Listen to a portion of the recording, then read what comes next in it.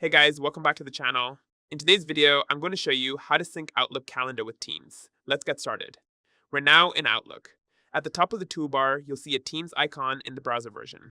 Click it to create a meeting, appointment, or event directly in Teams. If the icon isn't visible, there are two ways to fix it. First, go to Settings at the top right.